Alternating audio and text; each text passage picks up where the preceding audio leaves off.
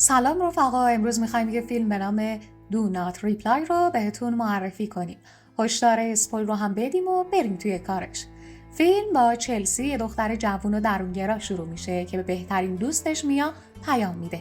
میا هم با هیجان از آشنایی خودش با پسری به اسم دیلن بهش میگه و فکر میکنه که قراره به زودی با هم قرار بذارن.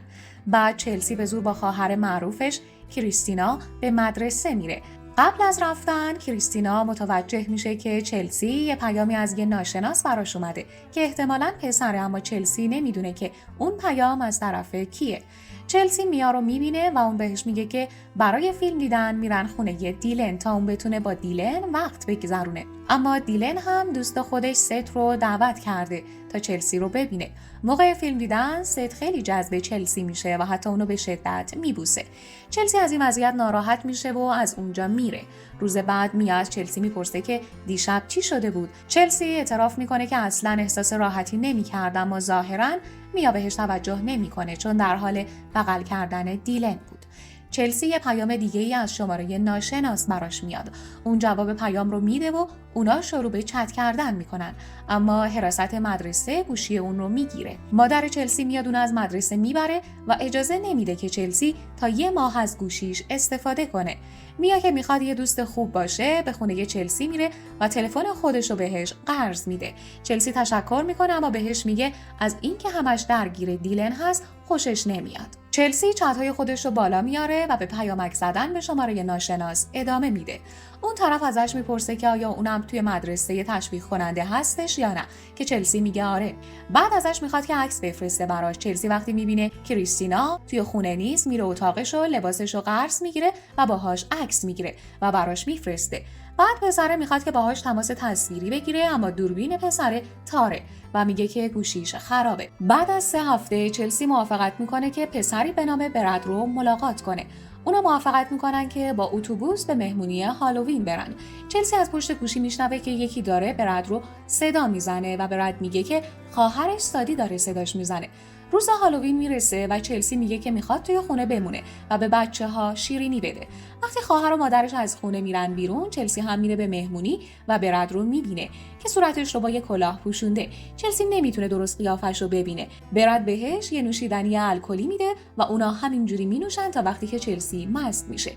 براد اونو به سمت ماشین خودش میبره، دستاشو میبنده و اونو میبره به خونه خودش. چلسی توی یه زیرزمین کثیف بیدار میشه.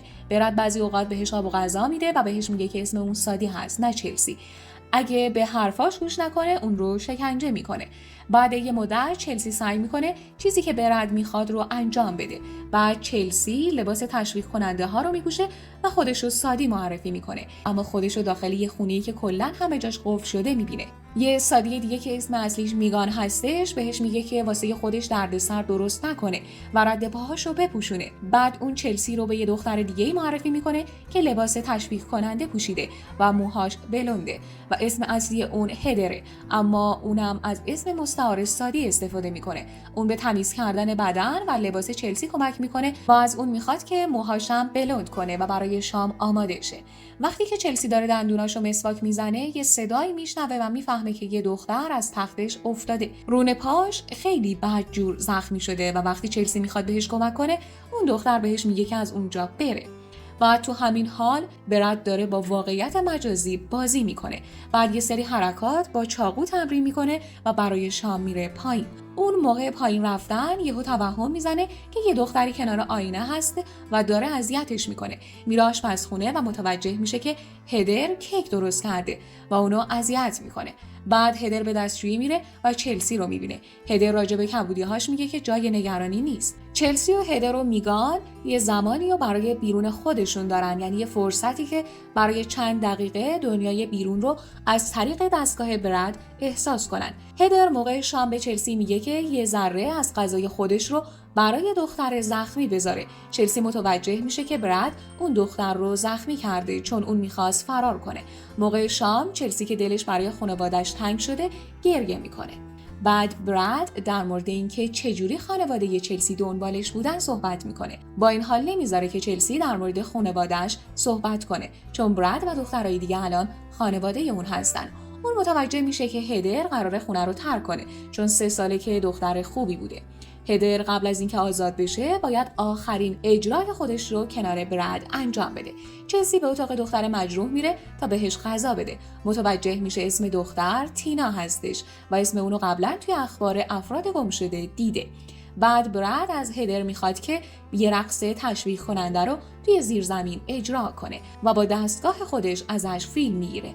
قبل از شروع رقص براد دوباره توهم میزنه و این بار زمانی یادش میاد که کوچیک بود و مجبور بوده از خواهرش سادی استقبال کنه.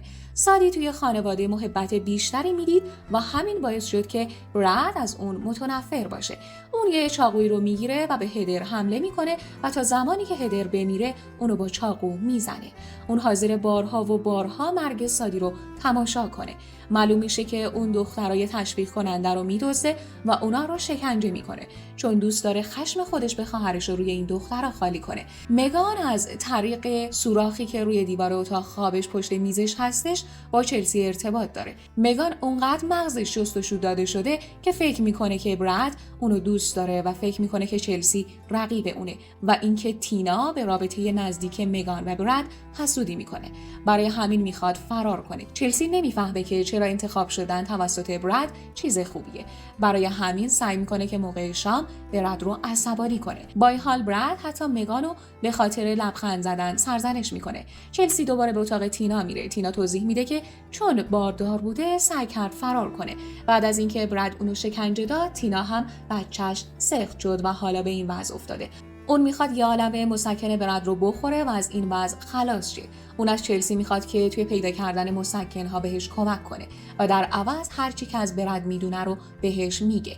براد داره چمنزنی میکنه و تینا به چلسی یاد میده که چجوری از اتاق خواب قفل شده فرار کنه. براد که میبینه در اتاق تینا بازه فکر میکنه که اون میخواسته فرار کنه. برای همین با بالش اونو خفه میکنه. چلسی اونا رو از حموم میبینه و پیشنهاد میده که بذاره خود چلسی این کارو انجام بده. تینا خوشحاله که چلسی میخواد قولش رو نگه داره و اونو از این وضعیت خلاص کنه. براد از این حرکت چلسی خوشش میاد و فکر میکنه که میتونه شریک جرمش باشه. بعد از اینکه تینا دیگه نفس نمیکشه، چلسی به خاطر آدرنالین زیاد میلرزه. براد اونو آروم میکنه و فیلم‌های خودش رو از شکنجه و قتل هدر توی دستگاهش بهش نشون میده. به نظر میرسه که چلسی از این صحنه‌ها خوشش میاد و براد قصد داره که یه ویدیو دیگه همین مدلی با مگان بگیره. براد فکر میکنه که میتونه با چلسی با هم مگان رو بکشن. موقع شام براد کلاً با چلسی حرف میزنه و چلسی رو به مگان ترجیح میده. مگان دوباره حسادت میکنه. براد به مگان دستور میده تا بعد از شام به اون توی آزمایش جدید دستگاهش کمک کنه.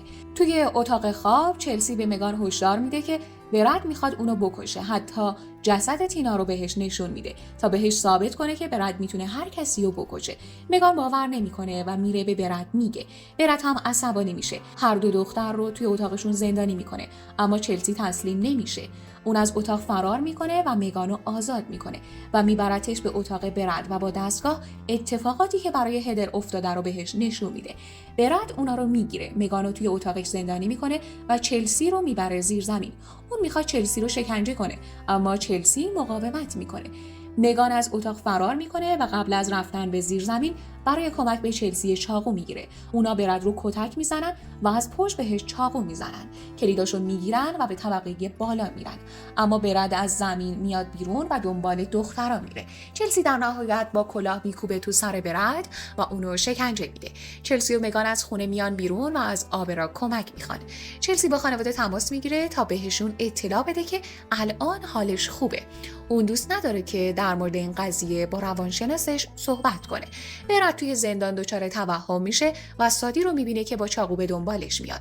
مدتی بعد دو تا دختر 13 ساله توی شبکه‌های اجتماعی در مورد پسرای 17 ساله‌ای صحبت میکنن که دوست دارن با اونها به صورت آنلاین قرار بذارن.